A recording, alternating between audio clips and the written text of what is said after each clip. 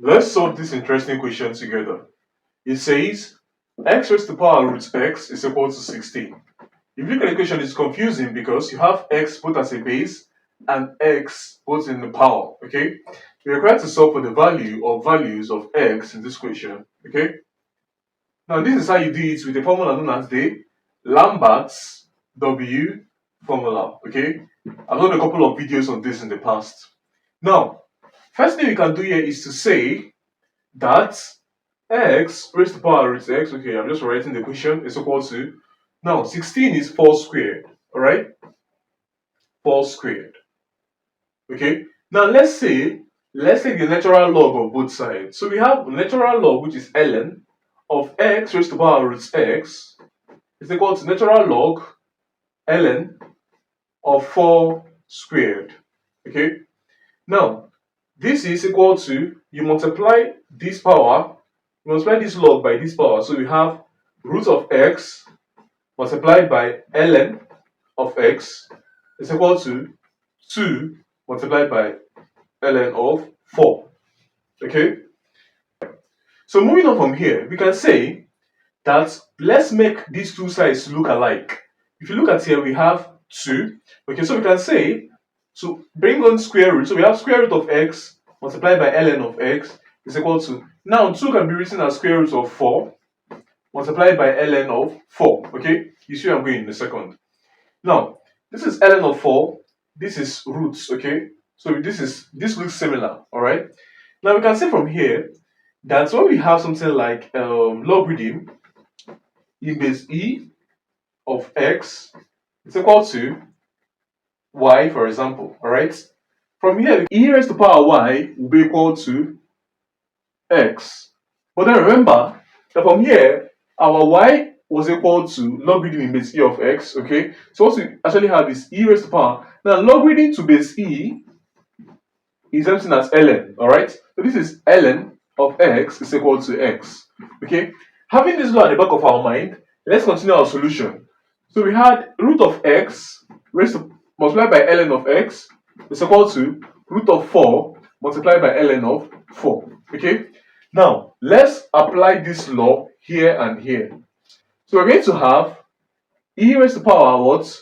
Ln of root x multiplied by ln of x is equal to e raised to the power ln of root 4 multiplied by ln of x, or ln of 4 rather.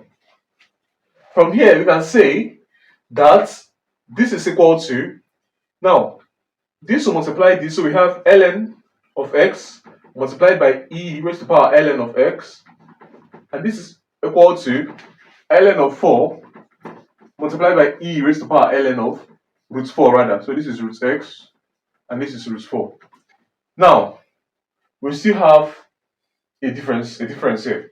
If you look closely, we have x and here we have root x, we have 4 and we have root 4. We want these two things to be the same. Okay, so we have that this is equal to ln of x multiplied by e raised to the power ln of, now x, root of x is something as x raised to the power half, and this is equal to ln of 4 multiplied by e raised to the power what? Okay, ln of 4 raised to the power half. Okay, now from here we can simply say that this will multiply this ln. All right, so as this multiplying this ln, let's go ahead to multiply this ln by half as well. So multiplying both sides by half doesn't really change anything. All right, and then this is the power. When you have a log and a power, you multiply the log by that power. Okay, so we have, let's say we're multiplying both sides by half first, so half multiplied by ln of x raised to the power e now, and this is what?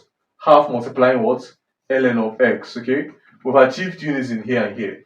So we multiply this side by half, we'll also multiply this side by half, so we have half multiplied ln of 4 e raised to the power half multiplied ln of 4. Okay, we've achieved uniformity here and here. Moving on from here, we can say that since we have half of ln of x multiplying e raised to the power half ln of x is equal to half ln of 4 multiplying e to the power half ln of 4. So we have from here then we can take the W of both sides. Now, Lambert's W formula says something very interesting. It says if you have W of x e to the power of x, it's equal to x, okay? So if you take the W of this side and look at x is here and x is here. Now we have this number here and this number here, they are the same, okay? So you can see that the W of this side, when we take W of this side, we take the W of this side. Taking the W of both sides, for this W of this side, what you have remaining is what? Only one of these, okay? So bring that half ln of x, and this is equal to the W of this side will be what? This alone, okay? So it's half ln of 4, okay?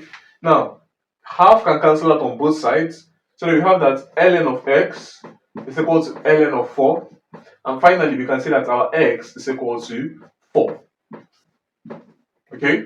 So this becomes the final answer to this question. So guys, I hope you understood. I hope this made sense. If you want to read more, you can research more on the Lambert W formula. Okay, thanks for watching. See you guys in my next video.